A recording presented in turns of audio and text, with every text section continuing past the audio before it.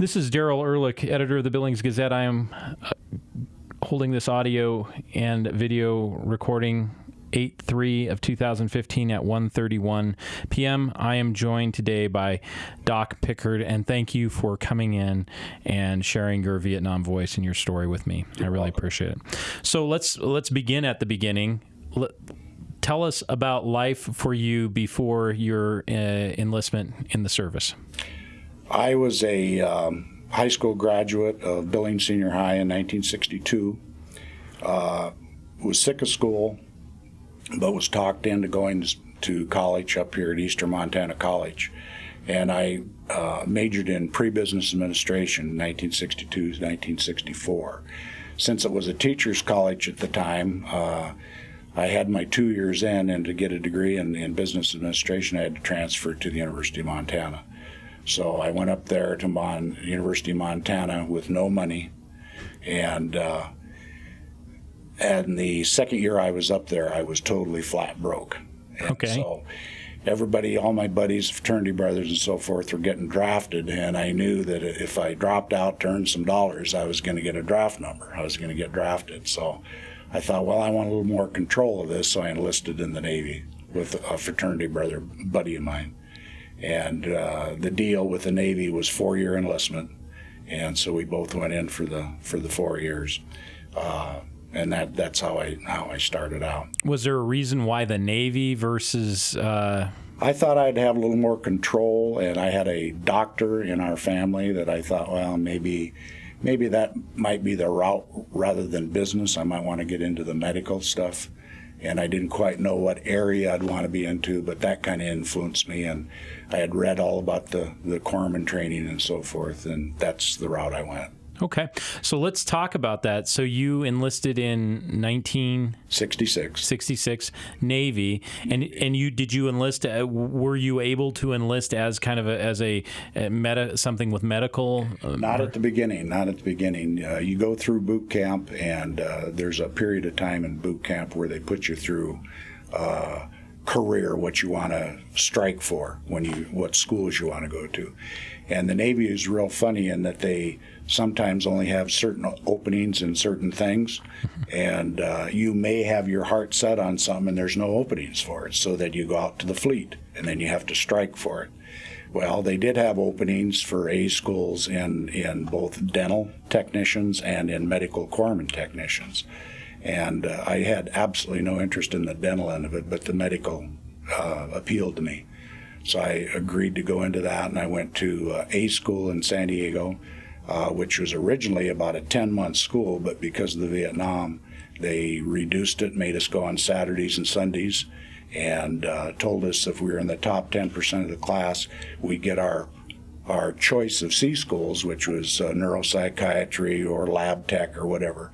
But what they didn't tell us is because the Vietnam War was heating up, none of us would go to C school. We all went to Camp Pendleton Marine Training. That's a heck of a deal, Doc. Right after graduation, they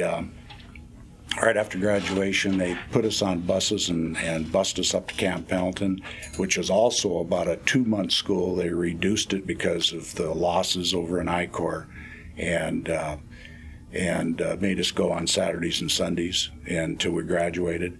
Some guys went back home for a 30-day leave. Some were shipped right over because of the corpsman losses. Especially in 1967, there's a tremendous amount of Marines that were killed in 67.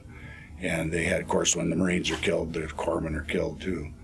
So we were pretty well destined to be going over there as fast as possible. Now, what they did do to give you some more seasoning is they would send you out to hospitals around the United States. And the maximum time you could be in training at a hospital was 9 months. Some went in 3 months because of the need.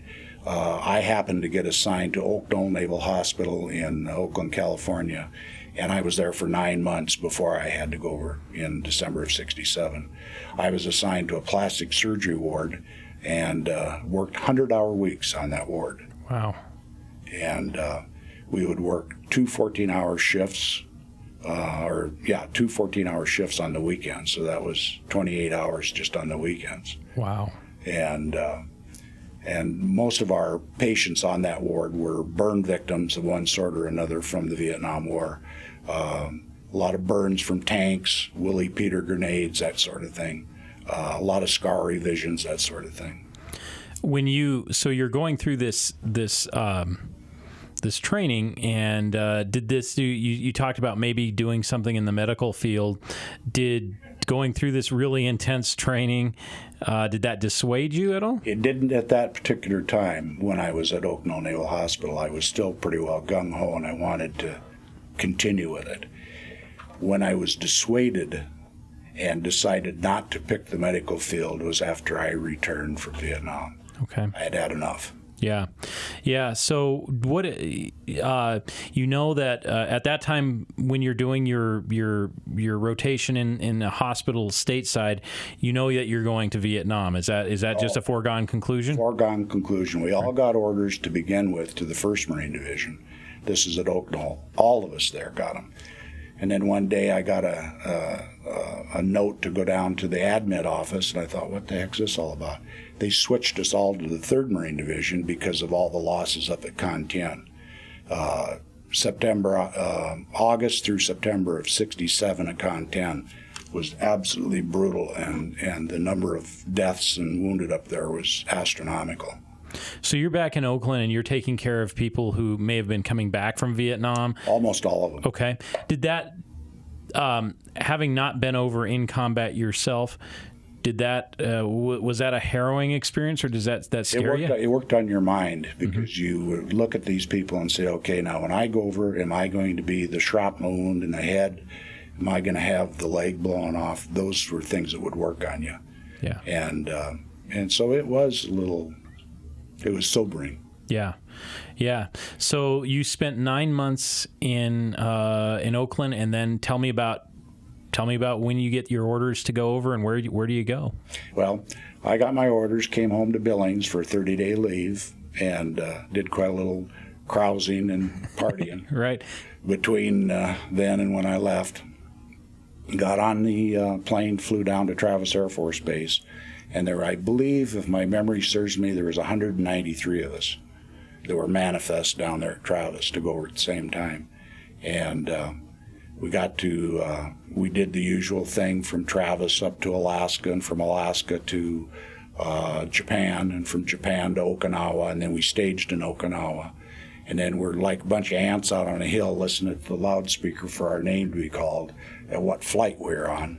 Went right into Da Nang, flew into Da Nang, got staged there for a couple of days, got some more shots, and then on up to what they called Phu Bai, and that's where they would put the different corpsmen in the different maneuver battalions that were going into I Corps. And you didn't know one battalion from the next, what they were doing. You just knew that you were in I Corps. And I was assigned with 2 or 3 of my buddies to 3rd Battalion, 4th Marines. We all went in there about the same time. What we didn't know, there was about 11 or 12 of us within a 2 or 3 day period that were assigned to that particular unit. And we were put up on there. The first day we were there, all we did was fill sandbags and, redo hooches and that kind of stuff, and get our gear issued to us and so forth. And then we go up on the tarmac and wait for our chopper to come in if we're going to get in or not. When we got there, December of '67, the ceiling was extremely low as far as flights go, so they couldn't get choppers in. They were tremendously low on ammunition, food, everything. So it got to be real critical. When they finally put us on the chopper and we got up there, we were doing a lot of elevation rising, and we were floating around there. We didn't quite know what was going on. And when we landed, they were under a mortar attack. And so we didn't know where to run. And so we were looking around for where to go, and all of a sudden we saw this head pop out of a trench. And so we ran in that direction and dove into the trench. And that was your welcome. That was our welcome. So we that particular night, I didn't go on a night ambush. You usually went on an OP or a platoon-sized patrol or bigger during the day, and then at night you usually had a night ambush. I didn't go the first night. My buddy went, the guy that I came in with. and I was on radio, so I had to learn the radio transmissions and how the radios operated. And the next morning we woke up, and they said, get up to the LZ. They need corpsmen up there immediately. We didn't even know what was going on. One of our sister companies had been out, and they had gotten into a bad firefight the day before. My first job when I got there that next day was to tag 7 dead Marines up on the LZ. It's my first job. Wow. What could possibly have been going through your mind when, several weeks earlier you were in Billings, and then all of a sudden you're shipping out, you're now tagging 7 dead corpsmen? What could possibly be going through your mind? Well, I had that deer in the headlight look. I mean, it was just like I've been slammed. Yeah. I mean, it was pretty stark. Yeah. And I thought to myself at the time, how am I going to survive this? I'm out here, and this has already happened. Right. This is day 2. Yeah, this is day 2. Right. And then the next day we got up, and they had left a Marine out there that they couldn't get to. The NVA got the Marine, who was from Lima Company, and they were moving him around, trying to set up an ambush because they knew we'd be coming for him. And so my company was a blocking force. The next morning, we got up at 0400. You couldn't see a thing. Total blackness. I'd never witnessed that before, where you couldn't see a thing. And I have no night vision at all anyway. So you had to grab the guy in front of you and hope that you never... I mean, I had a death grip on his flak jacket because I knew if I lost him, I was dead meat. And we walked and walked and walked and walked, and finally we got into our blocking position to go find this Marine. And they caught the NVA cooking their rice out there and called in airstrikes and jets and so forth on them. And that was the first day that I actually had to patch a guy up in the field. My first casualty, a guy had been hit in the eye with a piece of shrapnel. And in my enthusiasm to do the job, I ran down the hill and almost knocked him on his butt when I was coming down the hill. Got the bleeding stopped and walked him to the chopper, filled out his tag, and I was one of the happiest guys in the world that I had done that. Right. You felt like you put that... Yeah. In your position, let's talk a little bit about what the medic does, because I mean, on one hand, it's self-explanatory, but you are the doctor. What is your role, especially when you're in firefight? What does a medic do? Give me just a day on combat. Well, it depends on. Usually, it starts with an ambush where they ambush you because you never fight them unless they think that they have the advantage. So it's usually 2 or 3 guys at the front of the column that get hit. And normally, it's usually a KIA because they shoot to kill them. Sometimes a guy will get wounded and you go up there. You'll have to crawl up through wherever you're at to get to them to find out, just what the extent of the injuries are. And you never know what you're gonna find. And of course, say if the guy is disabled, then you have to get him between you and the fire and try to stop the bleeding and get, do whatever's necessary to get him back to the next medical, right, facility. But it's all different. Every time was different. If it was artillery or mortars, or if it was a firefight, that was different too. But that particular day, they weren't firing at us. This was an artillery round that had come in, and this guy caught a piece of shrapnel. So I didn't have guys firing at me that day, at that particular time. But so it's a good warm up. But if you can go light and then work to the worst, that was a good warm up for me. Yeah. But then later on, we did go through the battle that Lima Company had, the field that they had, and there was just what they called 782 gear, Marine gear of all kinds, packs, shovels, rifles, all this stuff that was left behind. And they said, okay, look through all the stuff to see if you can't find this Marine that's been left out here, because they've been moving them around. And our AOs, the guys up in the bird dog planes, think that they saw some activity here, so he may be in this area here. So since I was a Nicky New guy, I didn't know what I was doing, but I was just kicking stuff and fooling around, and I saw this black boot toe sticking out of the mud, and I went up and kicked it, and it didn't move. And I figured, well, so I grabbed onto the leg, started pulling. By God, if it wasn't that Marine, that Lima Company Marine. And then my squad leader came up and chewed me out. He says, don't you ever touch anything like that again because of the booby trapping that was going on. Well, I didn't know that because I was a Nicky New guy. Right. And so they got a grappling hook, hooked it on, and pulled the body out. And that was that Lima Company Marine. Wow. And so then we went back to our area, which was called A3, and I was able to go up to the senior corpsman and tell him the story about the guy that I had found, and that the medevac tag that I'd filled out on my first guy. So I was a pretty happy camper after that first deal to get myself into it and survive the thing. So that was how it started out. Did that first experience, knowing that you could survive, that you wouldn't blow yourself up in a booby trap, that you could help them, did that kind of at least, I don't want to say calm, but did it prove something to you? It gave me some self-worth, like I was going to be worthy of this job. I have one more little, notch or feather in my hat, and I wasn't anywhere close to being what I should be, but at least I was on my way. Right.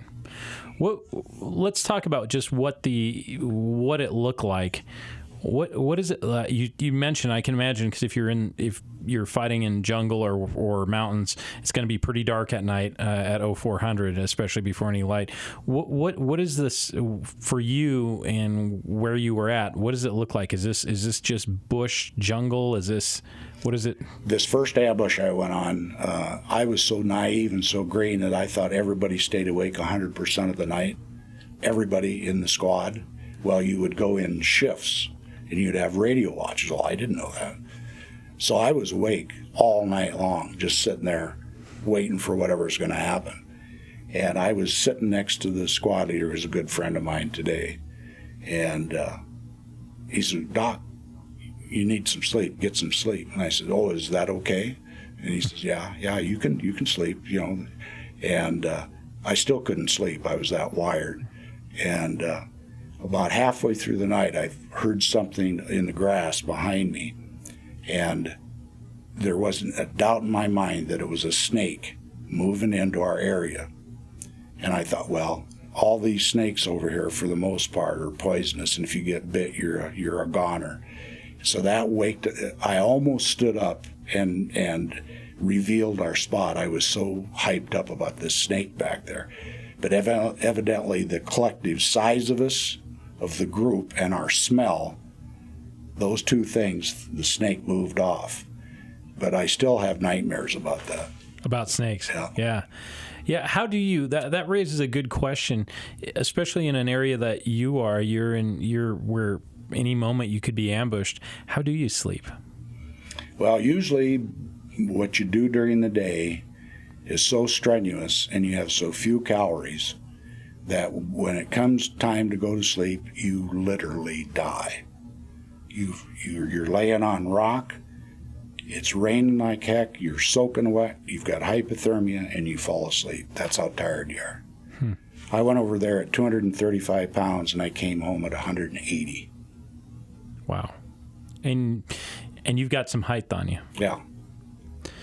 And I imagine the food is dang near starvation. I mean, I've heard tell of sea rations, but that's what we lived on, sea rations. We were out in the jungle all the time, so we didn't have chow halls and all that stuff. Right. We had the B1, B2, B3 units, and it was pretty stark. In fact, I could hardly gag it down when I first got over there. And after a while, I became a gourmet cook with the stuff. Give me an example of how do you become a gourmet cook with they had two meals that I kind of had my heart set on. It was called balls and beans, which was meatballs and beans, and weens and beans, hot dogs and beans. Those are my two mainstays. They had a little tin of cheese in there, cheddar cheese I would open up, dump on the meatballs and beans, and put it on my little C2, my little stove, and melt the cheese, And that was as good as it got for me. And then my iodine laced water, and it was just a feast for a king. Did you ever? Did that ever vary, or were you pretty much on C rations the whole time? We were on C rations the whole time. I was out in the jungle for 10 months. Out of the tour, and then I went battalion aid station finally, and then so I didn't have chow-alls very much over there. I was mainly out in the field. Yeah. And they did have a couple of changes. When we first got over there, we had some Korean C rations, if you can believe that, come into the system. They were just horrible. And then about March of '68, they came out with spaghetti and meat sauce. And everybody was just thrilled about the spaghetti and meat sauce, except I was looking forward to it until I tried it, and it was horrible. I didn't like it at all. So I stuck to my 3 main ones, and I had my little concoctions. Everybody had their own little thing going, But, right. It was. But normally you were so tired, and there was so much going on that it was way down the list of things. The main thing you wanted was the water. I would carry 6 canteens of water, more so than everybody else, because I had to, treat guys, and I used the water in my treatment. We had a lot of heat stroke, heat exhaustion, that kind of stuff. So I had to have a lot of water on me. Let's talk about, if you were a medic, but you're out in the middle of nowhere, and you might have to pack pretty light. What do you pack for medical gear? Well, it normally, when I first got over there, they would issue you a standard, what they called a Unit 1 bag that had all your, key stuff in it. Then you take your blood expander cans, and you tape them to the outside of the strap. Well, if you think about it, if you're the enemy and you're looking at a column running through and you see the guy with that bag with those cans strapped, you know who the corpsman is. And there was a lot of corpsmen that were shot by snipers because of that. So I kind of caught on after a while, and I thought, that's stupid. So I'm going to look as much like the PFC as I possibly can. And I got a hold of a couple of ammo bags that would carry detonation material and that kind of stuff. And they were huge bags. I got 2 of them and just filled both of them with medical, and I crossed them. I would take M16 ammunition bandoliers, and I'd put small battle dressings in them, and then I would cross those. I'd put my morphine in my side pockets, and then I would put an M16 on, so I looked just like, one of the troops. And I don't know that it saved my life, but I wasn't sniped. Tell me about, you mentioned, I'm going to take you to you had 90 days that you said of solid combat. I can't even imagine, how do you survive 90 days of solid combat? I mean, that. Well, we lost a lot of guys. You got to remember, this is January of '68. Tet of '68 was horrible. The NVA had a grand plan to overrun pretty much all of South Vietnam. And we were up at between A1 and Con 10 on McNamara's line up there, and we were getting the crap kicked out of us by incoming artillery from across the DMZ and so forth. In fact, it got so bad that they moved us at night 1,000 meters south of where we were. The next morning we woke up, and where we had been, they just annihilated it. If we wouldn't have made that move, none of us would have gotten out of there. And so we moved that south, and then we got word, and this was like about the 19th or 20th of January, that there has been a convoy ambush down by Camp Carroll, and we were supposed to go in and relieve this ambush, fly in. Well, what we didn't know was this was the kickoff of Tet of '68. What the NVA were trying to do were they were trying to overrun Camp Carroll, which was a key strategic spot as far as protecting with the big, long 175 millimeter Army guns from Camp Carroll. into that caisson area. And the NVA were going to overrun caisson. Well, if they knocked out those guns, then they wouldn't have to worry about those 175s coming in, so they could get into caisson. A little clearer, so yeah. that was really the key there. We didn't know it at the time. We just went in thinking we're going to break up this ambush. Well, what that turned into was what they call the Battle of Mike's Hill, which was on the 27th of January of '68. And we fought for 3 days out there against the 304th NVA Division and lost a tremendous amount of guys. I think there were like, close to 100 killed and, I don't know, probably 200 wounded between our battalion and a sister battalion. And Mike's Hill was named after our company, right outside of Camp Carroll. And they ambushed us, or assaulted us with a reinforced battalion at 5:30 in the morning is when they ambushed us. I was one of 2 corpsmen on top of the hill. A guy by the name of Cruz from Florida was the corpsman that I was in the hill, in the foxhole with.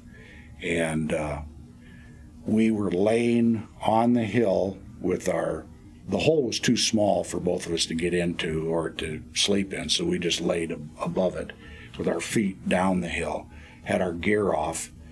They hit us at 5:30 in the morning, and there was so much stuff coming in, I knew if I didn't get to that hole, I was going to be dead. So I went like a seal on my back and got down in that hole, and for the first 5-10 minutes, if you even raised a fingernail out of that hole, you were dead. And so that's how that thing started out. My platoon leader was a guy by the name of Lieutenant Burns, and he had heard some noise at the base of the hill, which I didn't know about. He took 6 guys and went down to investigate the noise. He and 3 of the guys were raked across the chest with a machine gun and killed instantly. And out of that group, there was only 2 that survived. And that's how the morning started out. And we fought all day long until dark. I put Lieutenant Burns' body on the 6x6 truck at about 5:30 that night with a whole bunch of other KIAs. And we were going to move down Route 9 to put in for our night defensive position. And we were just coming up out of the ditch off Route 9 and walking up the hill to get into our night position. And 105 millimeter Marine airburst hit right above us. I thought first it was NVA artillery round hitting in the ditch. And it was like one of these gigantic fans, industrial fans, that blew about 10 of us right into the side of the hill. And there was 2 or 3 guys that had shrapnel wounds, and then one guy from 3.5 rockets, his name was Hudsmith. He was hit very bad. He had tremendous shrapnel wounds, lost a lot of blood, and I knew we were in trouble with him right from the get-go because of the loss of blood. And so I patched up all of them. Well, now it's almost dark, and I got Hudsmith sitting there, lost all this blood, but they won't let me medevac him because of they didn't want to reveal our night defensive position. So they said, well, you're going to have to stay up with him during the night. And I hadn't had any sleep in 3 days. And so I had 2 morphine syrettes remaining and 2 blood spanders that I'd gotten from another corpsman because I was out of gear. And I thought, well, I'll give him one now. I'll give him a syrette now and a blood expander now. Halfway through the night is at 2:30 in the morning. I'll give him another one then, and then if I hear the chopper coming at 5, we can get him out of there. So that's what I did. And I was never so glad in my life to hear those chopper blades coming at 5 in the morning. Yeah, got him out of there, and he lived. Wow.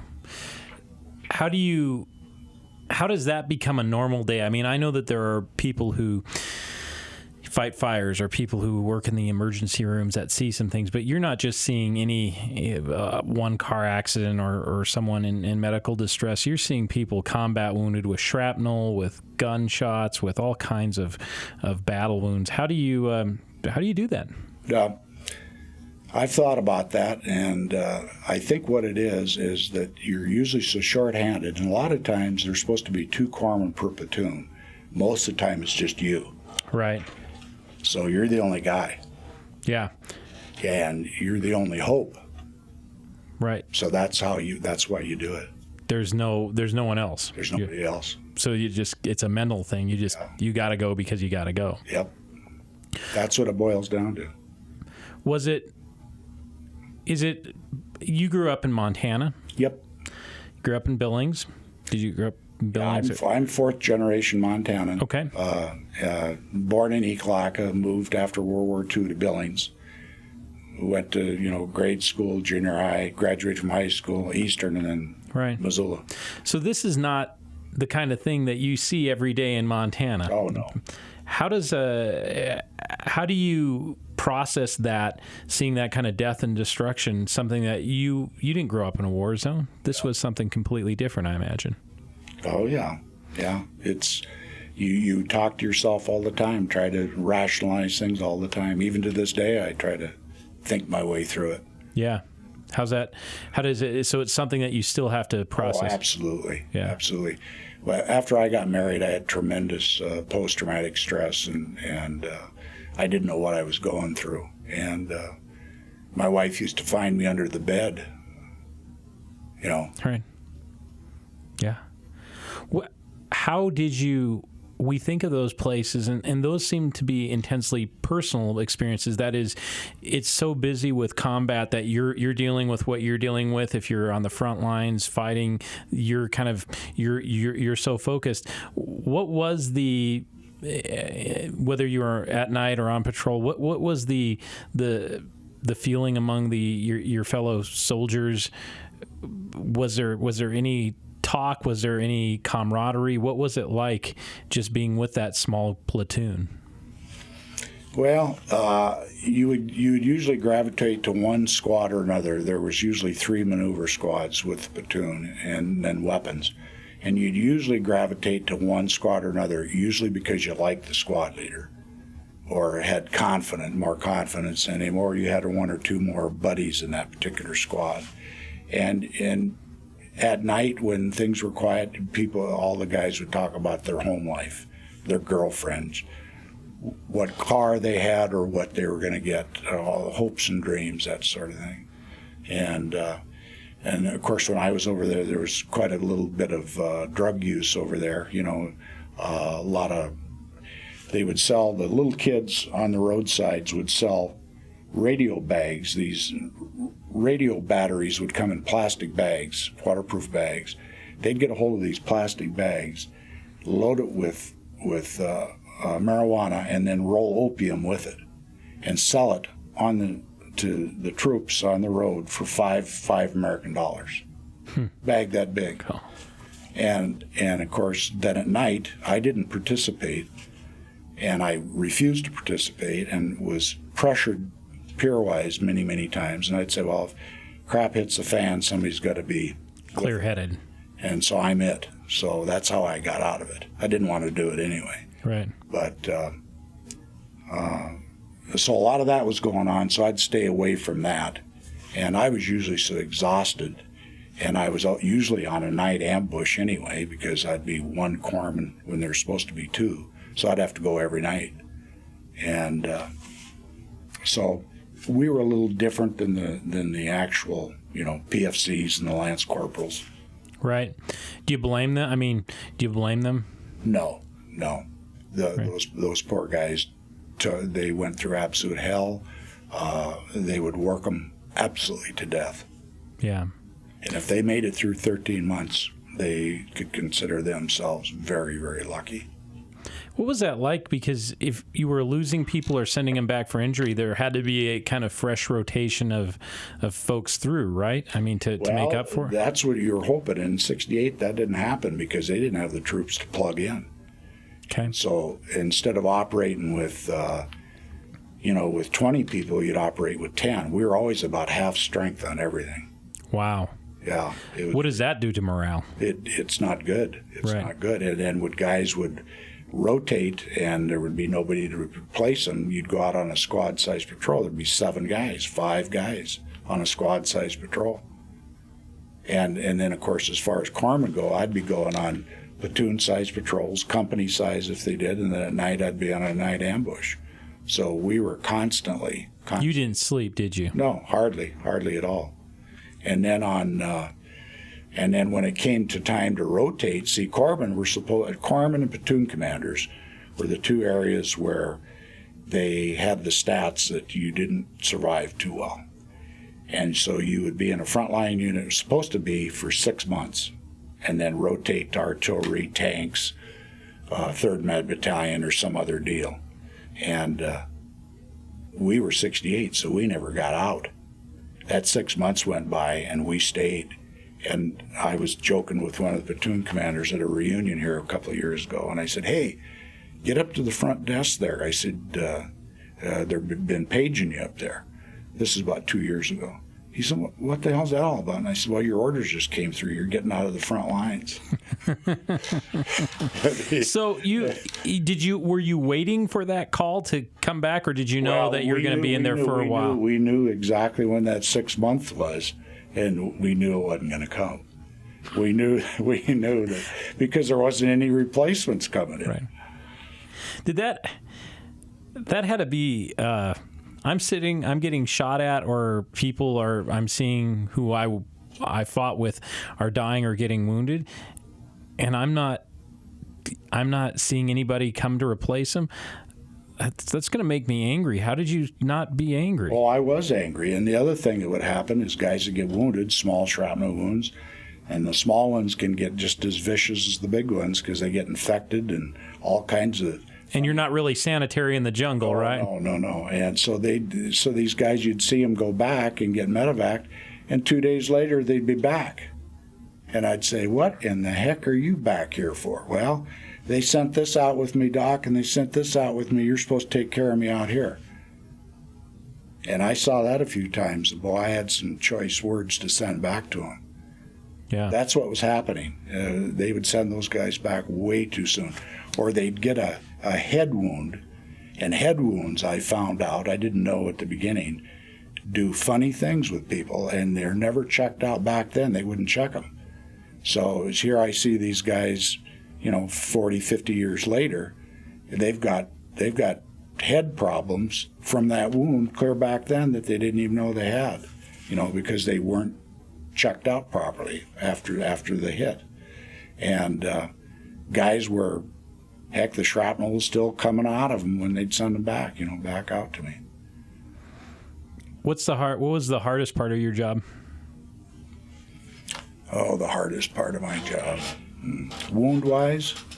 Sure, just about the job itself. I mean, what was the part that probably the toughest thing I had to get through is when I would come up on a group of casualties and I would get to somebody and try to save them and ascertain what was going on, and then I couldn't do anything. It was beyond me to do anything. They were going to be a KIA or know the reason why. That was the toughest thing when I couldn't. If I could get them going again, I could get them talking, stop the bleeding, stop the trauma, then I felt good. But if I couldn't do anything, and if they were dying on me and I knew I didn't have a chance because it was so severe, then that got to me. Yeah. You're over in the jungle. Did you have any what was your connection with home? Did you have was there any way to communicate? Did you know what was going on back here? Did they know what? Oh, I got letters all the time from parents and and friends, and I would write back, but I'd always write back about what I'd read in the papers or about sports or something I was interested in, and I don't think one time I ever wrote anything on actually what was going on. I didn't want them to know. Why? Didn't want.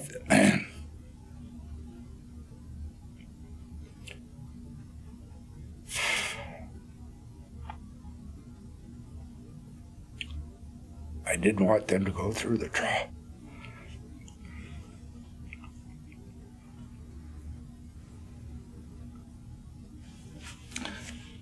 I didn't want them to go through the trauma that I was going through.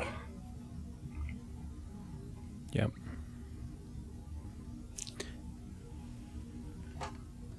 Now looking back, I'm going to bring you now to looking back on that. How has 50 years, almost 50 years later, how does how you view what you did, has it changed at all? Have you, how do you look at that?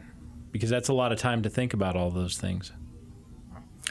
Well, what kind of sustains me is I go to the reunions all the time when I can get there. We have one every 2 years with our battalion, and I didn't go when I was working because I worked, when I was working for 3M, I was working 7 days a week, constantly, and very demanding job.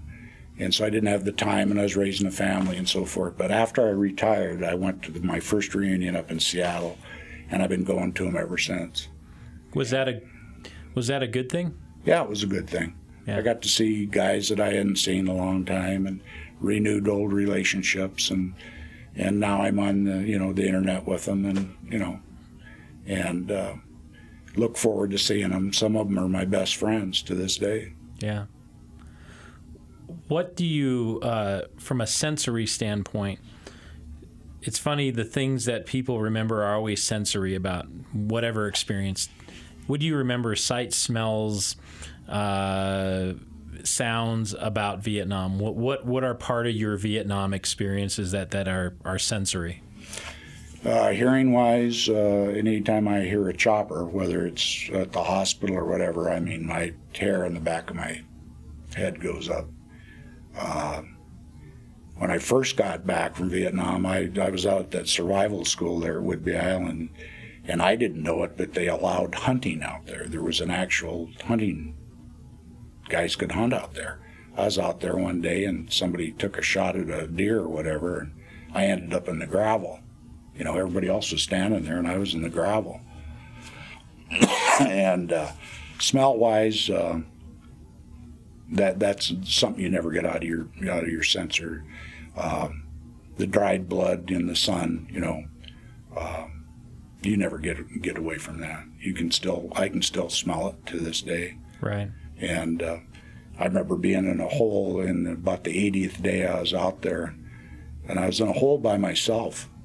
And what in the hell is that smell? And I got to realize it was me.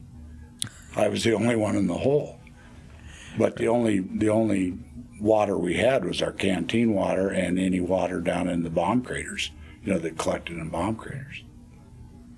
So pretty primitive, wasn't it? Oh, it was as primitive as it gets. Were there things that about Montana or things about home that you found yourself saying, I really missed that? Oh, absolutely. Okay. Absolutely. All of what Montana offers, I missed. Did you ever wonder, how does a guy from Billings, Montana wind up in the jungles of Vietnam? Did that ever seem surreal to you? Well, in a way, but then you can also say, why is a guy from Philadelphia or from Amarillo or wherever, why are these guys here? Right. So many of those guys in the Marine Corps were from low-income families, out of the cities, didn't have a chance at education, and were in the Marine Corps for a whole variety, or maybe they'd been in trouble with the law, and they were given a choice. There was quite a few of them like that, turned out to be good guys, tremendous Marines. There was a couple of them. One guy was a guy that I tagged up on the Laotian border. He was from a small town in Arizona, and the entire football team had joined the Marine Corps at the same time. And out of that group of 12, 16 of them that went in at the same time, there was only like about 3 of them that returned. All the rest of them were killed. I can't recall the name of the town, but it's in the annals of the Marine history. And I tagged the one guy he was a sergeant in our company. He was killed over there on the Laotian border. And another guy from Philadelphia, he came from the high school in Philadelphia that had the most graduates of that year from one high school killed, and he was a black kid.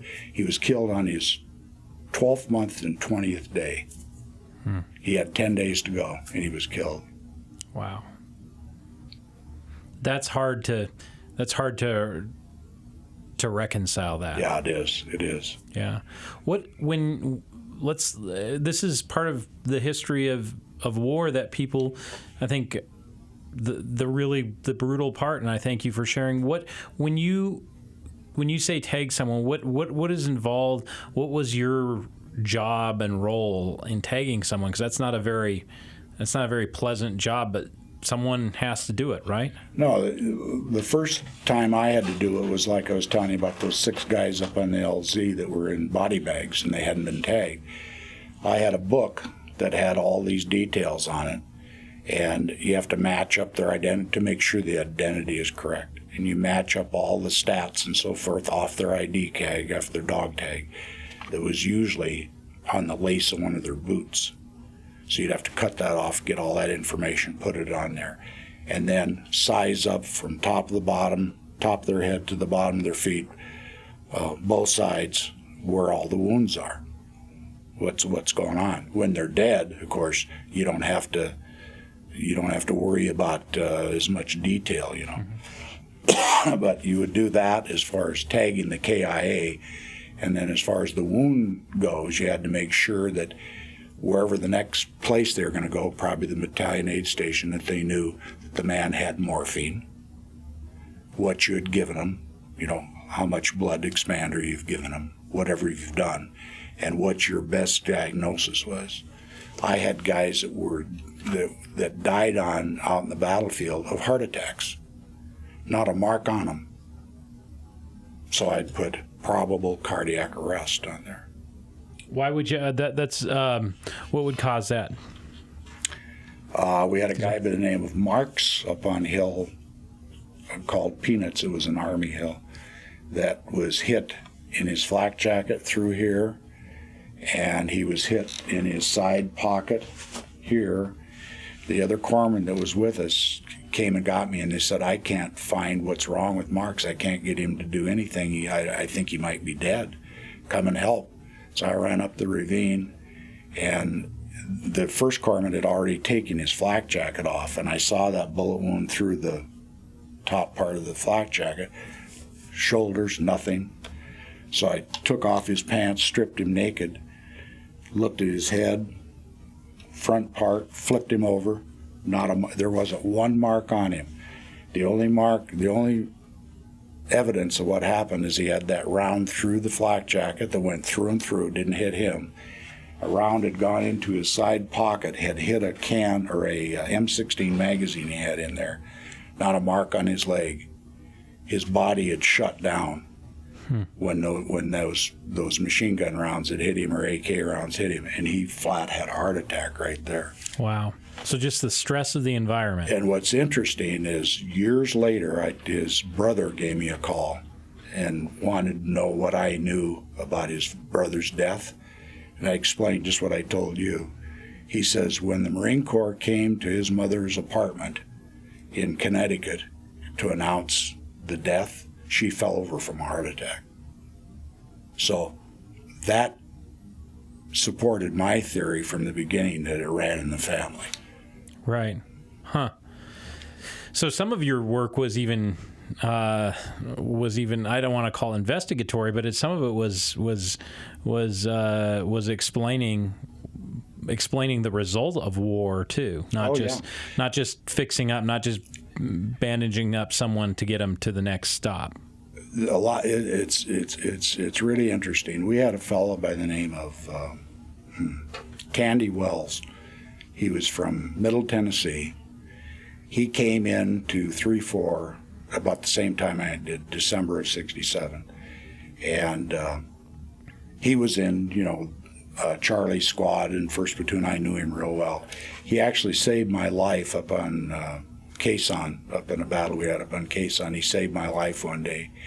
I went on my way, rotated, went back to college, went to work for 3M, family and so forth. I never knew what happened to Tandy Wells.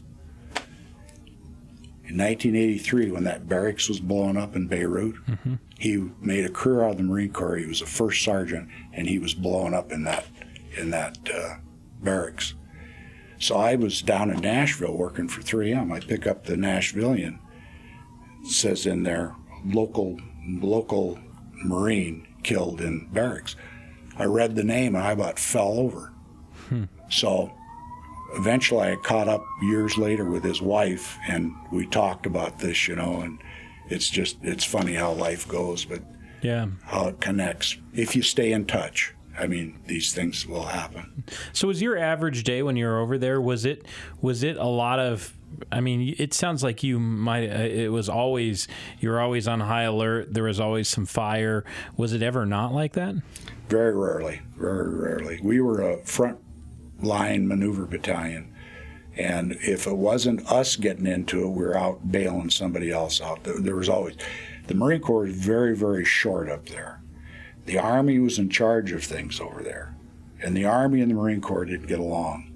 The Army generals were constantly putting the Marines into areas where they didn't have enough equipment, enough men, whatever, and that was part of the Marine Corps angst over there. And so we were always short. There was always too much going on. This is 68. I mean, it was constantly going on. Right. There was very few lulls. From the time up in the DMZ in December and January, all the way through June was brutal. It started to taper off a little bit in July, October. It didn't slow down actually until the latter part of October, November, and then everybody started rotating out of there, Right. Tell me about rotating out of there. What was that like? I mean, when you got your orders that you could go back, tell me where you were. Tell me what went through your head then. Well, the first time I got to go back, I was at a place called Firebase Shepherd up on the DMZ, and I was working at the front or forward battalion 8 station, and hadn't been for that long. They were going to move the rear area of 3-4 from Dong Ha to Quang Tri, is what they were going to do. And they needed some people that were seasoned to help in this move. So I went down, and my first job when I got down there to Dong Ha was to figure out how many 6x6 trucks we needed to move all the Battalion 8 station stuff down to Quang Tri. That was my first job. So I did my math on the thing and figured out how many trucks we needed and so forth, and got down to Quang Tri, and all they had down there was just this field, and the Seabees are already starting to build the little main huts, the Quonset huts. One was going to be Battalion 8 station, one was going to be this and that. So we were out in the middle of nowhere. And so we needed a floor built for the supply, for the medical supply. So one corpsman and I built the floor, and then took the big tent and put over the top of it. And then the next thing we did was build a bunker. And I mean, we built a bunker that would have withstood a 152 millimeter shell. That's how paranoid we were about incoming. Because now we only had like about a month and a half left, and then we were going home. So we wanted to be safe when the incoming came in. But that was when I got my time to go back. And then I never did get to 3rd Tanks or to Med Battalion or to, Shore Patrol or whatever else over there. I never got to any of those places. So I spent my entire time in combat. Unit. Yeah. What is 13 months? How did you survive 13 months of combat? Actually, the Marines were 13, the corpsmen were 12. Okay. Yep, you got it. That's right. And so they had an extra 30 days. Their big deal was 12 and 20. 12 months, 20 days. And they were supposed to have gotten word to go back to get ready to go. Mm-hmm. And so many of them, this was kind of an internal thing. The number of people that got hit on their 12 and 20, it was almost like one of these. No one wanted to go through that. Yeah, 12 and 20, boy, that was a big deal for the Marines. Corpsmen never knew we didn't have a 12 and 20. We never knew when that was going to be. It all had to do with people coming in to replace. If there wasn't any replacements, you just didn't go. Were you injured at all? I was hit a couple of times, yeah. What is shrapnel, bullet? I was hit by shrapnel twice. Not to sound, this may be a dumb question, but I've made a career of them. What is being hit by shrapnel like? Didn't feel it. Okay. I was in motion, 100% adrenaline, didn't even know it happened. How did you discover it? I mean, eventually you discover it, right? First time was on the 18th of January, 68, and we were absolutely bracketed by mortars, and they were hitting everywhere. And I was running from one guy to the next, and with all that gear and flopping down and doing my thing. And when we finally had a lull down in this bomb crater I was in, I looked down and I had blood coming out above my knee, and I looked down and I had a piece of shrapnel that had gone right into my hand here and was just kind of sticking out. I was able to pull that one out myself, but I had to have help on the knee. That was the first time. Second time was a Chi-Com grenade up by Quezon that had landed. We were trying to help a guy up the hill. A guy by the name of Corporal Parpulon was his name. I saw two corpsmen transverse the base of the hill with this guy who was in second squad. I was working on a guy, and I got done with this guy. They took him off in a poncho, and I slid on my butt down the hill to help. This hill was like this, so I knew they were going to have trouble getting up. I no more got to him and reached down under the casualties' arms to help pull him up, and I see this Chi-Com going, landed right at the base of the feet of the casualty and went off. We were low enough where the blast went up. We all took bits of shrapnel, but it blew this casualty's feet, just blew them to smithereens. That took the brunt of almost the whole thing. Wow. And a good friend of mine was one of the corpsmen that was helping. The third corpsman took off to another casualty, and this other corpsman friend of mine, we worked on this guy for longer than we should have, and we lost him on the side of that hill.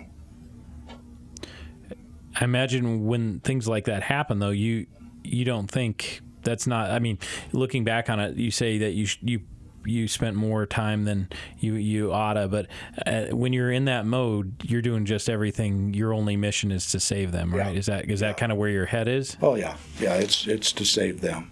It also sounds like when you're talking about one corpsman's here, one corpsman's here, this is happening. It sounds like utter chaos. It is total chaos. These other two corpsmen were down in. I was with 1st Platoon that day. These two corpsmen were with 2nd Platoon, so down the side of the hill. When this is up on a huge battle up by Quezon where we got overrun, and when they were overrun, they came right through 2nd Platoon's lines. And this guy that I was working on, his hooch was hit by a RPG round and blew both the guys in this hooch out of there. And the reason I know this was I was just at a reunion in Washington, D.C., and ran into his hooch mate. He told me, he says, when you were working on him, we had just gotten blown up down in that hooch. He says, I didn't know what planet I was on. I was talking to this guy. So these two corpsmen were working down the base of this hill to try to come up where we were to get up to the LZ is what they were trying to do. But I had been up and down that hill several times, and I knew that the two of them weren't going to be able to do it. So that's when I finished my guy. I slid down to help him. So we worked, this second buddy of mine, this other corpsman, I worked on this guy probably for 5 minutes, which is an eternity in a deal like that, and just could not get him to come around. So, wow. When you got the orders that your time was up and you could get out of Vietnam, tell me about leaving Vietnam. We pretty well knew. We were always thinking, well, is it this week? Is it next week? When's it going to happen? When's it going to happen? And at this particular time, we're at a rear Battalion 8 station in Quang Tri is where we're at. And finally, all the orders came in at the same time there was, I think, 3 4 corpsmen that had the orders at the same time. So we knew, and so we got rides up to the airport at Camaraderie in a little Mighty Mite Jeep. We didn't walk. A lot of guys had to walk. We got a ride up and had to get on a C-130. Well, I felt like I was going to get hit in that C-130 going from Camaraderie to Da Nang. We get to Da Nang, land in Da Nang, and they're taking rockets in Da Nang. And I thought, well, here we're going to be in Da Nang. We're going to get hit by rockets next to the airport. Right. That. And and now that kind of fatalistic. We got one more hurdle that night, and then we're on the bird the next morning. I thought, now we're going to taxi down that. We're going to get hit by a rocket on that plane going down the tarmac. We got into the sky, and I did not feel safe until we got to Japan, and then I could finally relax a little bit. Right.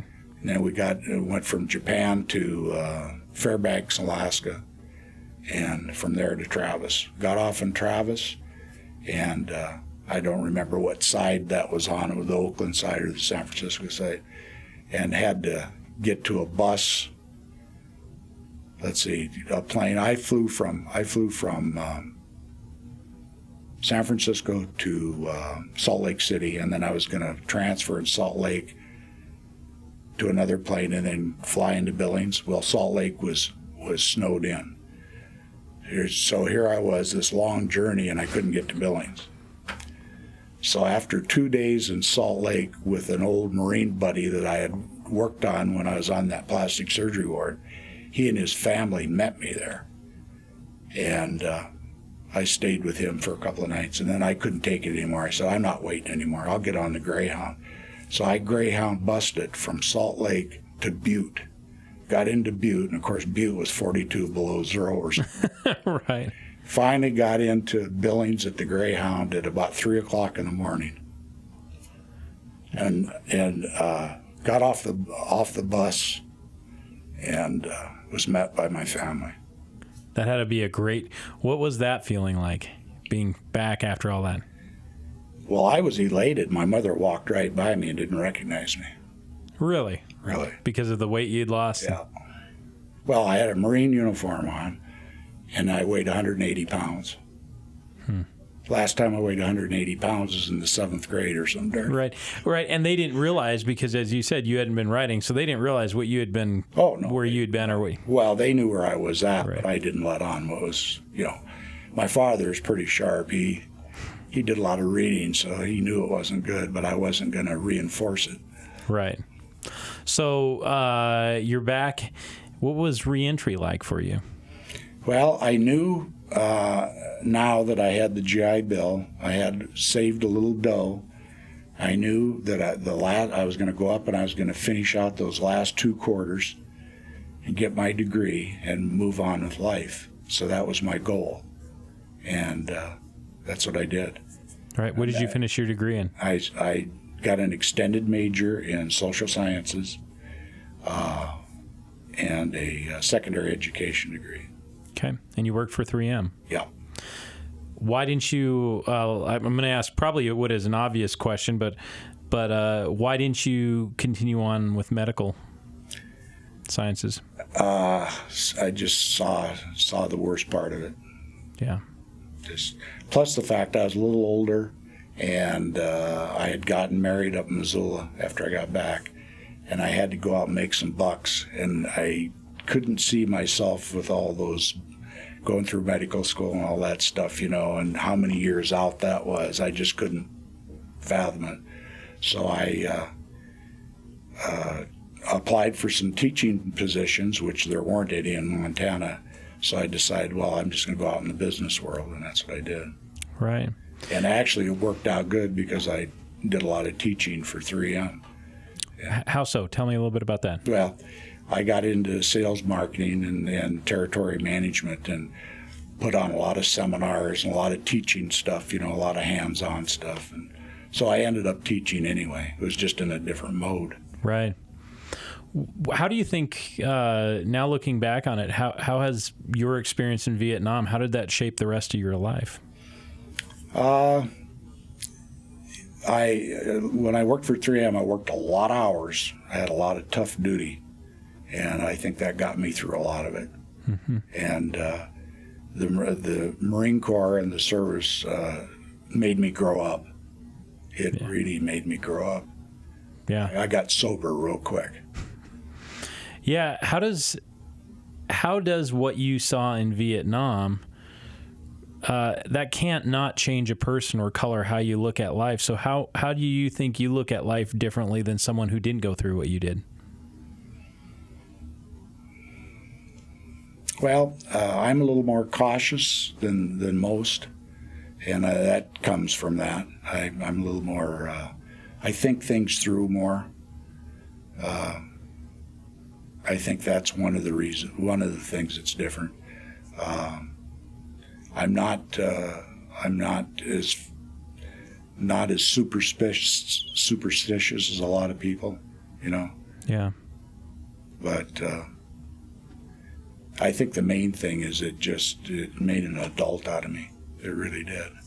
Right. I was more of a happy-go-lucky, you know, just let it come as it comes, and it made me serious, and it taught me to set goals and to achieve the goal, you know, try my best, all that sort of thing, which I did throughout my career. I mean, I can't imagine that if you went through something like what you did, you probably didn't think much in the business world was beyond your grasp. I mean, if you can survive battle, if you can do all that, what's the worst the business world can do? Well, that's an interesting comment. I was down in Nashville, Tennessee, and I had quite a responsibility down there. There's a lot of tremendous big accounts down there. And I had one that I had my eye on that was a competitor. And a lot of moneyed people, a lot of highfalutin money people that came into this so-called meeting. And I was the only guy. I didn't know what quite to expect. I would have totally blown that meeting and that presentation if I hadn't gone through Vietnam. That's how bad that was. But it got me, what can these guys do to me that I haven't already seen? Right. That's my attitude.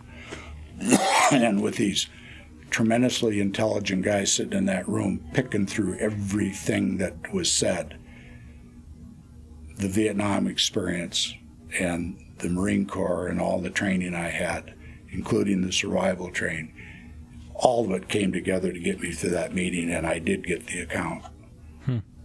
Converted that account. Let's talk a little bit about you train survival training. You taught people for survival. What was that like? And that's something that's a pretty high compliment if you're teaching people what they need to know to survive. Well, when I got my orders over in Vietnam, I didn't know anybody of any rank, and so the only guy I knew was our gunnery sergeant, who had been a Korean War guy and made a career out of the Marine Corps.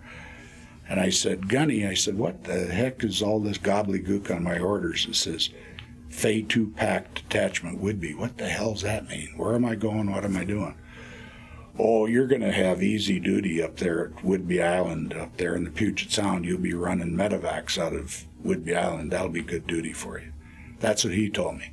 Well, I didn't have anything to compare it to or anybody else to ask, so I believed that. So I checked into Whidbey Island after my 30-day leave and found out that Phase 2 Pack was Fleet Airborne Electronics Training Unit Pacific, which was more of a front for the survival program for the Naval. They had one base down in Coronado and Warner Springs, California, and one up at Whidbey Island. And I was destined to be, once I'd gone through all the training and passed it all, one of their instructors up at Whidbey Island. I didn't know that going in.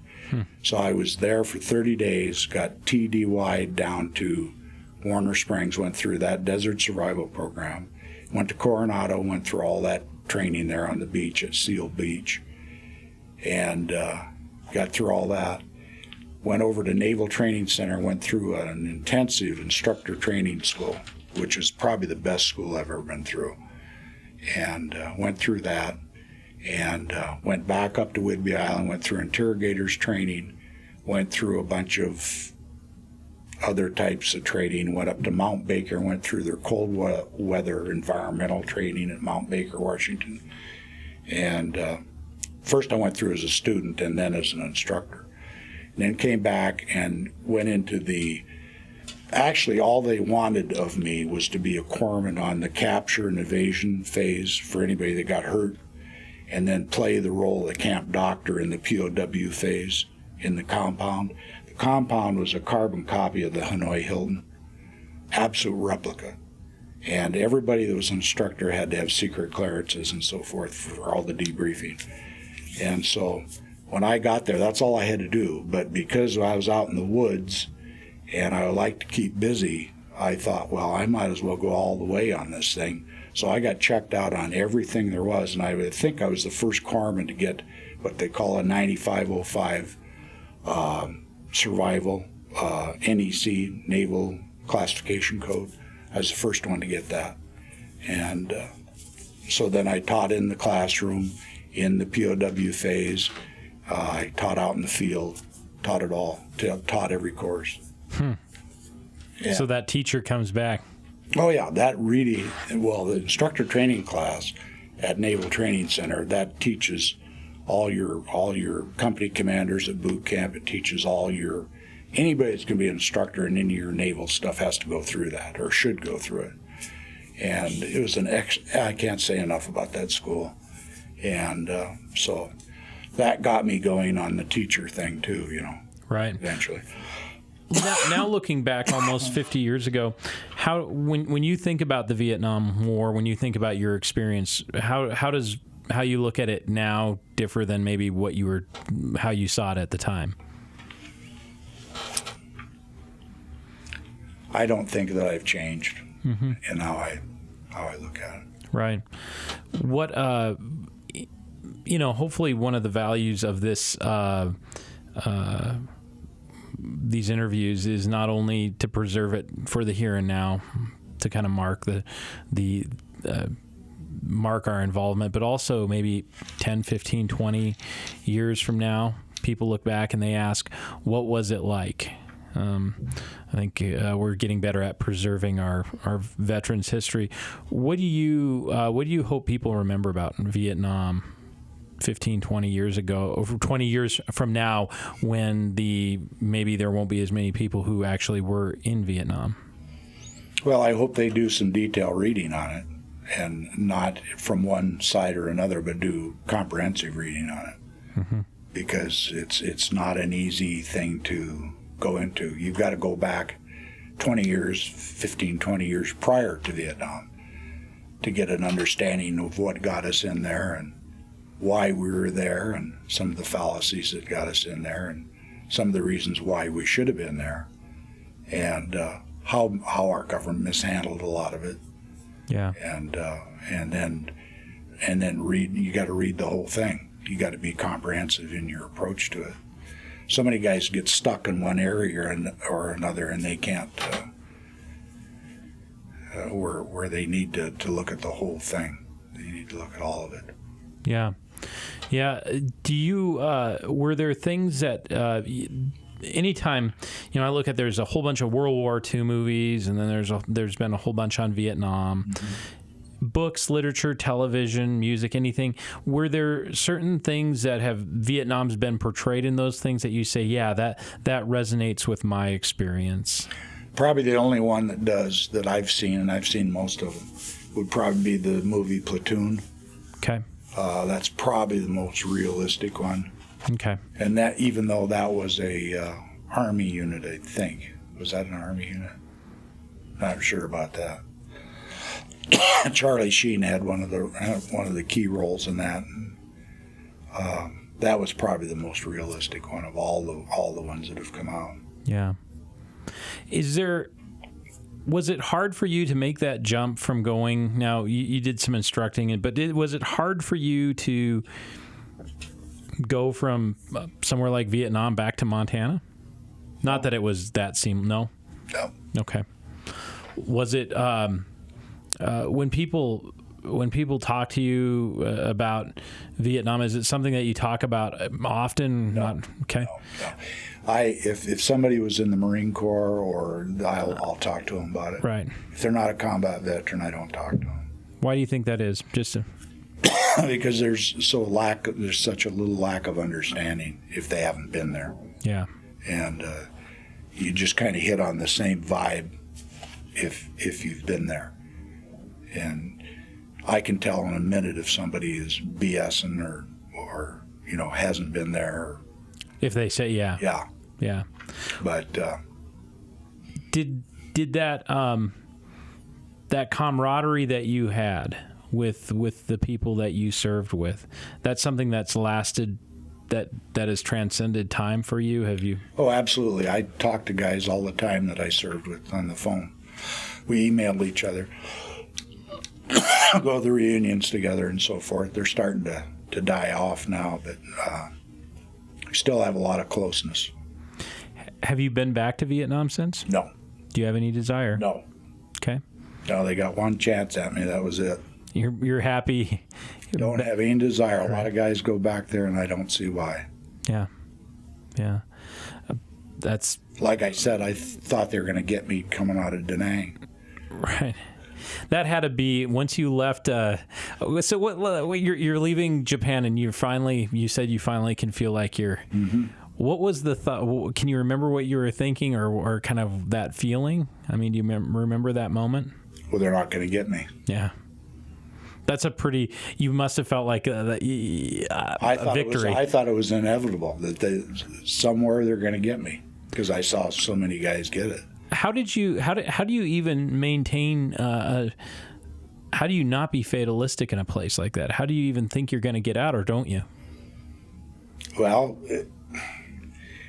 the short timers deal helps a lot, where guys would put on their helmet, the calendars, the months, and the little scratch marks, Mm-hmm. And then they check them off. You get to, say if your rotation date was December, you get to November, all of a sudden the fatalism changes. Well, maybe there is a chance, Right. And that's almost scary too, isn't it? And I'll tell you, it doesn't leave you, it didn't leave all us, most of the guys that I was around, until we left Okinawa and on our way to the States. Yeah. Or Hawaii, I guess it was, when we finally felt like we could relax and take a breath. But that's because of where we were at. We were up there where every day it was something different. If it wasn't the artillery, it was a firefight, it was a road sweep, it was an accidental discharge, it was something all the time. Guys, the number of people that were killed by our own stuff was amazing. Artillery-wise. Sure. Because you're working with it all the time, right? Oh, yeah. Was it... When you're... How do you go from... I'm guessing that even with an intense job at 3M, you still didn't ever feel anything next to that kind of pressure or anxiety. I mean, there wasn't always a bomb going off or you were sustaining. How do you even go back to normal if that's my everyday for 12 months, someone's firing at me? I don't know that I mean, the old term was shell shocked, but I don't know how I get back to just normal having coffee in the morning. Yeah, well, see, we didn't know, post-traumatic stress and all that stuff. It was a term that wasn't used, but we all knew that you had that period of time that you had to unwind. Thankfully for me, I still had that time up at Whidbey Island. I still had time where I wasn't just released from the surface and separated then. I still had from January of 69 until April of 70 that I still had to perform in the service. I still had, military job. I was up there. I was working through all those things while I was a survival instructor. And I was out there in the woods a lot of times and away from stuff, and that helped me. That actually helped me. So it was a more gradual descent back to... Yeah. So that sounds like almost a lesson, because I know from some of the veterans that I've talked with, it seemed like it was a pretty quick... that turnaround from even a place like Vietnam to discharge. They didn't have that, and so that was a a pretty lot of the tough Army run. guys, they'd be discharged, they'd leave Vietnam, be discharged immediately. And they'd throw them out, Right. And I had that transition time, and I burned off a lot of stuff, up there at the survival school, and then I still wanted to go get my degree and so forth. And they tried to talk me into staying and re-upping and so forth, and I said no. I said I've got my sights. I'm going to get my degree, and I'm going to go to work. That's it. I'm done. Right. Huh. But they sure tried to talk me into it. Well, you were a good instructor by that time. Pardon? That you were a good instructor by that time. Yeah, I thought I was. I thought I did a good job up there. Right. Am I missing anything, Doc, that we haven't touched on? I don't think so. I mean, I've got, lots of details and lots of battles, but you hear one, you hear them all. Not necessarily. I appreciate the ones that you shared, and I thank you for your service. Oh, thank you, and thank you for sharing this. This has been our Vietnam Voices series at the Billings Gazette.